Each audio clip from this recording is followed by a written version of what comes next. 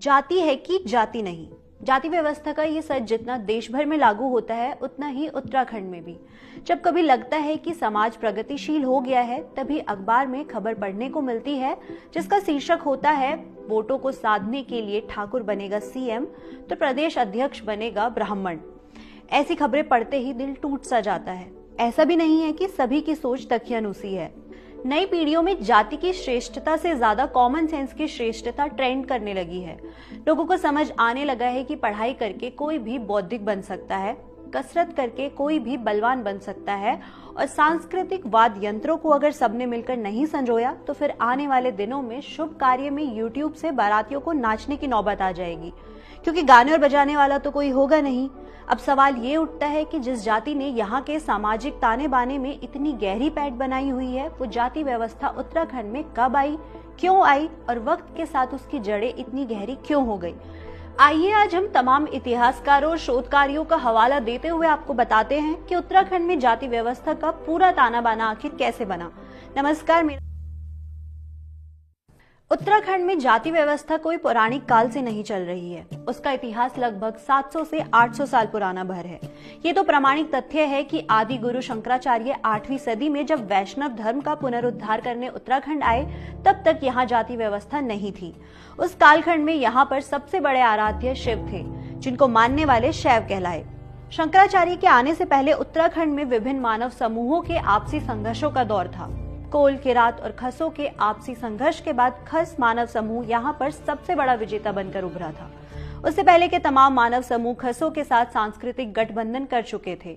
जो मानव समूह विजेता होता था वो ही अपने को श्रेष्ठ समझता था। उत्तराखंड के प्रसिद्ध इतिहासकार डॉक्टर शिव प्रसाद डबराल के अनुसार उत्तराखंड की सबसे पुरानी या पुरा प्रजाति कोल थी।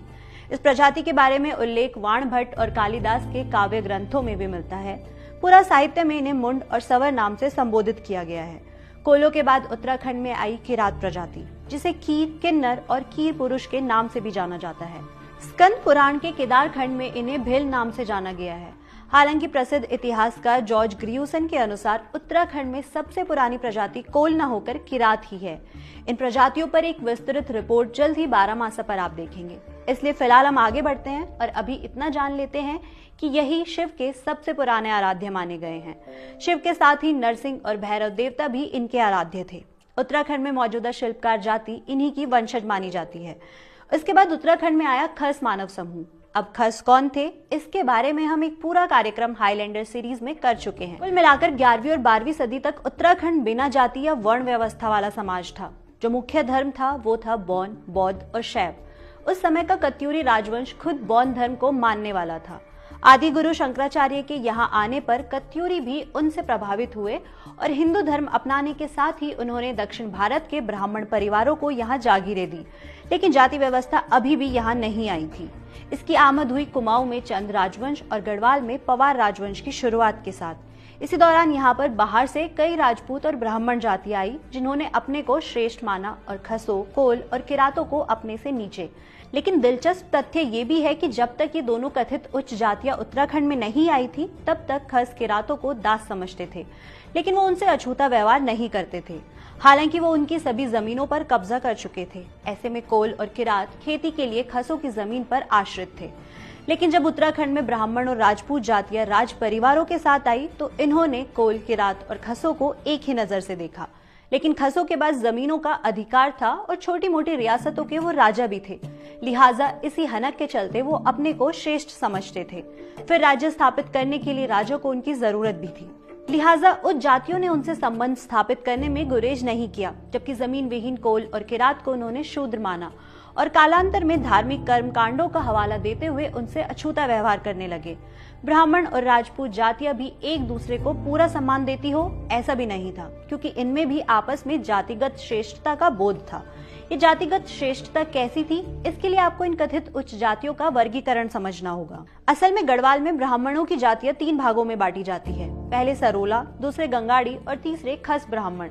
किसी समय में जातिगत श्रेष्ठता सरोला और गंगाड़ी में सबसे ज्यादा थी। गढ़वाल का इतिहास लिखने वाले और टिहरी राज दरबार में वजीर रहे पंडित हरिकृष्ण रतूड़ी अपनी प्रसिद्ध किताब गढ़वाल का इतिहास में लिखते हैं कि सरोला और गंगाड़ी ब्राह्मण मूल रूप से उत्तराखंड में बाहर से आए। वो लिखते हैं कि गढ़वाल में 12वीं सदी में जब राजा कनकपाल के साथ ब्राह्मण यहाँ आए तो इनमें से कुछ परिवार हिमालय के निकट यानी 7000 फीट की ऊंचाई से ऊपर बसे, जबकि कुछ परिवार नदियों के किनारे बसे। जो नदियों के किनारे बसे उन्हें सामान्य बोलचाल की भाषा में गंगाड़ी कहा गया। गंगाड़ी इसलिए क्योंकि वो गंगा या उसकी सहायक नदियों के किनारे बस गए थे। पंडित हरिकृष्ण रतूड़ी ये भी तर्क देते हैं कि ऐसा नहीं है कि नदियों के किनारे बाहर से आकर बस गए ब्राह्मणों को ही गंगाड़ी कहते हैं। जोशीमठ पैनखंडा से नीचे रहने वाले भोटिया जनजाति के लोगों को भी गंगाड़ी कहा जाता है। गंगाड़ी संभवतः किसी जाति विशेष के लिए प्रयोग में लाया जाने वाला शब्द न होकर भूगोल से जुड़ा हुआ है। वैसे गंगाड़ी और सरोला ब्राह्मणों के गोत्र भी एक है और धार्मिक लौकिक रिवाज भी एक है। इनमें अंतर बस ये है कि सरोला जाति का पकाया हुआ खाना सब जातियां खा लेती है, जबकि गंगाड़ी ब्राह्मणों का पकाया हुआ खाना उनकी रिश्तेदारी खस राजपूत और कुछ जाति क्षत्रियों की भी खा लेती है। इस भेद का कारण ये भी दिखलाया गया है कि सरोला जाति ब्राह्मणों के वो गांव जिनमें पहल पहल उनके मूल पुरुष लोग आकर बसे थे, वो गाँव राजा के ज्यादा पास थे, लिहाजा उन्हें राज परिवार का खाना बनाने का भी मौका मिला। इसलिए वक्त के साथ उनके अंदर ये श्रेष्ठता आ गई कि हम ब्राह्मणों में भी ऊंचे हैं। जबकि इन्हीं ब्राह्मणों के गांवों से कुछ ब्राह्मण जब नदियों के किनारे बसे तो उन्हें राज्य परिवार का खाना बनाने का मौका नहीं मिला। गंगाड़ी और सरोला ब्राह्मणों की मूल जाति एक ही थी, जिसके बारे में पंडित हरिकृष्ण रतूड़ी अपनी किताब में लिखते हैं कि राजा कनकपाल के साथ आए सभी ब्राह्मणों के गांव चांदपुर परगने के चांदपुर गढ़ी के आसपास मौजूद है। ये सब जातियां जो पहले 12 जातियां थी, चांदपुर गढ़ के सूर्यवंशी राजा भानु प्रताप के गुरु पुरोहितों में शामिल थी। इनके हाथ का पकाया हुआ भोजन राजा और उनकी प्रजा सब खाते थे। इतिहासकार शिव प्रसाद डबराल अपनी किताब गढ़वाल का इतिहास में लिखते हैं कि राजा कनकपाल जब गढ़वाल आए थे तो उनके साथ 12 ब्राह्मणों की जातियां भी आई थी। इनमें से कुछ तो गुरु पुरोहित और नाते रिश्तेदार थे। इन सभी को राजधानी चांदपुर गढ़ के आसपास ही चांदपुर परगने में रहने के लिए गाँव दिए गए थे। बाद में जैसे जैसे पंवारों का राज्य गढ़वाल में फैलता गया, ये जातियां भी राज्य भर में फैल गई। पंडित हरिकृष्ण रतूड़ी के अनुसार गंगाड़ी ब्राह्मण राजधानी से दूर रहते थे। ऐसे में राज परिवार को कभी उनके हाथों से बना खाना नहीं मिला होगा, इसलिए परंपरा शुरू हुई। यानी सरोला और गंगाड़ी ब्राह्मणों में महज एक अंतर है और वो है भात और दाल पकाने का। बाकी सामाजिक और धार्मिक रिवाज एक ही है। पंडित हरिकृष्ण रतूड़ी अपनी किताब में सरोला ब्राह्मणों की एक सूची भी देते हैं, जिसके अनुसार गौड़ जाति यहाँ की प्रारंभिक जातियों में से थी। इस जाति के सबसे पहले व्यक्ति देवीदास गौड़ या नीलकंठ गौड़ 888 ईस्वी में धार मालवा से राजा कनकपाल के साथ बतौर राजगुरु आए थे। आने वाले दशकों में जब देवीदास की पीढ़ियां अलग अलग गांवों में बसी तो उनकी 6 जातियां बनी। इसमें नौटी में बसने वाले बने नौटियाल, इसी तरह ढंगाण, पलियाल, मंझखोला, गजलडी, चांदपुरी और बोसोली जाति बनी।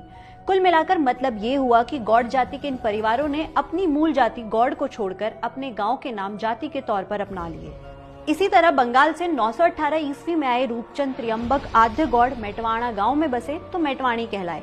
वीरभूम बंगाल से गणपति आद्य गौड़ सिमल्टा गांव में बसे तो सिमल्टी जाति बनी। आद्य गौड़ जाति के ही जयानंद और विजयानंद आद्य गौड़ आए तो बंगाल से ही थे, लेकिन जब गैरोली गांव में बसे तो गैरोला हो गए। धरणीधर, हरमी और बिरमी द्राविड़ चमोला गांव में बसे तो चमोली कहलाए। इसी तरह कान्यबूज से मूल पुरुष कर्णजीत डोबा गांव में बसे तो डोबाल जाति अस्तित्व में आई। अब कई डोबाल लोग खुद को डोवल भी लिखने लगे हैं, जैसे कि भारत के राष्ट्रीय सुरक्षा सलाहकार अजीत डोवल। जानकार बताते हैं कि ऐसा तब से हुआ जब एक अंग्रेज अफसर ने किसी डोबाल का नाम लिखते हुए डोवल लिख दिया। तब से डोवल भी एक तरह से एक नई जाति बन गई। बाकी थपलियाल, ड्यूनी, डिमरी, भदवाल, डंगवाल, बुधाना, उन्याल, जैसवाल, सिलौड़ा, मालीवाल, जसोला, भट्ट, कैलाखोरा, धमाण, नैन्याल, खंडूड़ी, रतूड़ी, सेमवाल, नौनी, हटवाल, कोट्याल, सती, बिजलवाण, लखेड़ा, कंडवाल, मालगुड़ी, चोक्याल, मराडूडी और पुजियारी मैराव के जोशी और श्री गुरु थे।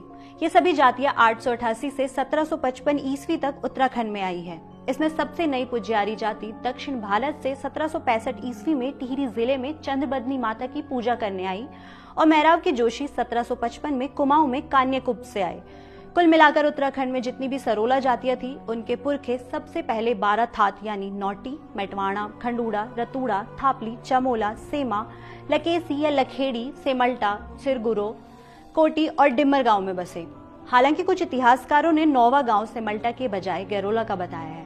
इसमें एक रोचक इतिहास पंडित हरिकृष्ण रतूड़ी की किताब में मिलता है कि जब राजा महिपति शाह ने 15वीं और 16वीं शताब्दी में तिब्बत पर हमला किया तो उनकी सेना को एक दर्रे में दुश्मन सेना ने रोक लिया। उसी दर्रे में कई महीनों तक युद्ध होता रहा। जब खाना बनाने वाले सरोला जाति के लोग नहीं बचे तो राजा ने कई गंगाड़ी ब्राह्मणों को सरोला ब्राह्मणों में शामिल कर लिया। लेकिन जब वो भी नहीं बचे तो राजा ने घोषणा कर दी कि आज से रोटी चोखी हो गई। राजा ने राजाज्ञा जारी की कि बिना चौका और बिना कपड़े उतारे सब लोग खाना खाए। उस काल में सरोला जातियों की संख्या 12 से 29 और फिर 29 से 33 हो गई।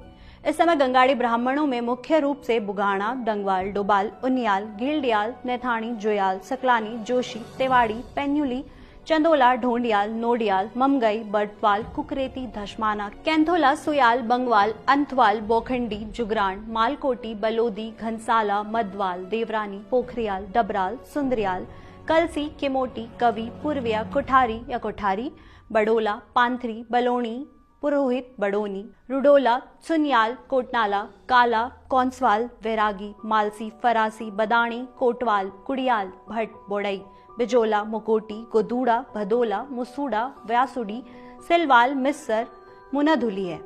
12 मूल परिवारों से अलग हुई इन जातियों के नाम बाद में इनके भूगोल के हिसाब से बदले। उदाहरण के तौर पर डोबाल जाति सरोला भी है और गंगाड़ी भी। इसी तरह कई अन्य जातियां भी दोनों ही जगह है। कई जातियां तो गंगाड़ी भी है और बद्रीनाथ के पंडे भी। अब पंडे कौन है इसे भी समझ लेते हैं। असल में इन सभी जातियों के अतिरिक्त देवप्रयाग के पंडों की जातियां अलग हैं। इनमें मालिया, टोडरिया, कोटियाल, पुरोहित, ध्यानी, अर्जुनिया, पलियाल, वावलिया, अलखनिया, रेवानी, तिवाड़ी, भट्ट, द्रविड़, कर्नाटक, तेलंग, महाराष्ट्र, गुजराती और जोशी है। इन जातियों में धर्मपुत्र और घर जवाई बनने के कारण कुछ और जातियां शामिल हुई, जिसमें डोबाल, डंगवाल, नौटियाल, खंडूड़ी, बुगाणा, मिस्सर, उनियाल, खुगसियाल, डबराल, थपलियाल और बलोनी मुख्य है। कुछ जातियां कुमाऊं से भी आई जो श्रीनगर, टिहरी और बदान परगने में बसी। इन जातियों को गढ़वाल में बसे हुए 2 से 3 शताब्दी ही हुई है। इनमें मुख्य रूप से पांडे, पंत, मिस्सर, तिवाड़ी, जोशी, जोगड़ी है। ये जातियां क्योंकि गढ़वाल के हिसाब से पूरब दिशा से आई थी, लिहाजा इन्हें पूर्बिया कहा गया। पुराने लोगों को पता होगा कि पुरानी टिहरी में एक मोहल्ले का नाम पूर्बियाना भी था। ये सभी ब्राह्मण जातियां उत्तराखंड में मंदिरों के पुजारी या पंडे के रूप में नियुक्त होते हैं।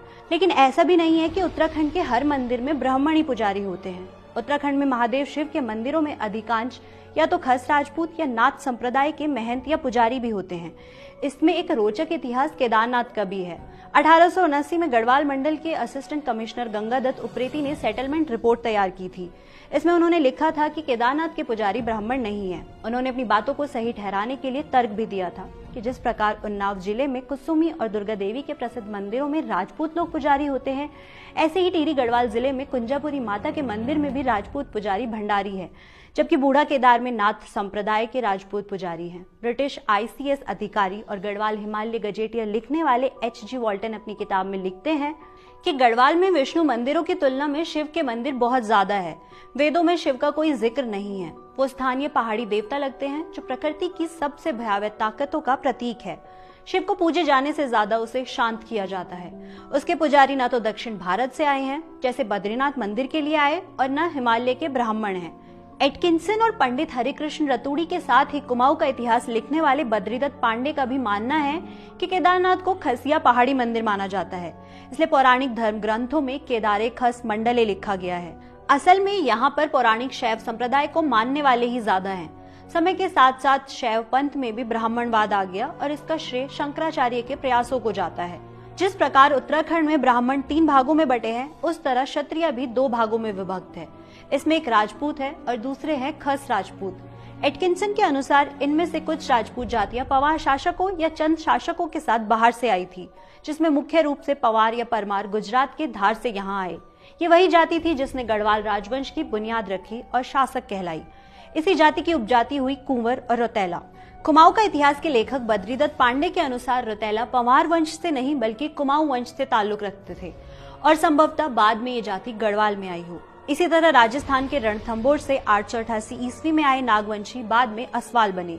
हालांकि कुछ इतिहासकारों ने इन्हें चौहान भी बताया है। उज्जैन के धारा से आए पंवार क्योंकि बड़ैत गांव में रहे तो बर्तवाल कहलाए। इसी तरह कुमाऊं में सूर्यवंशी कत्यूरी शासन के समय से कैंतुरा जाति थी, जो बाद में गढ़वाल भी आई और इससे ही मंदरवाल या मनुराल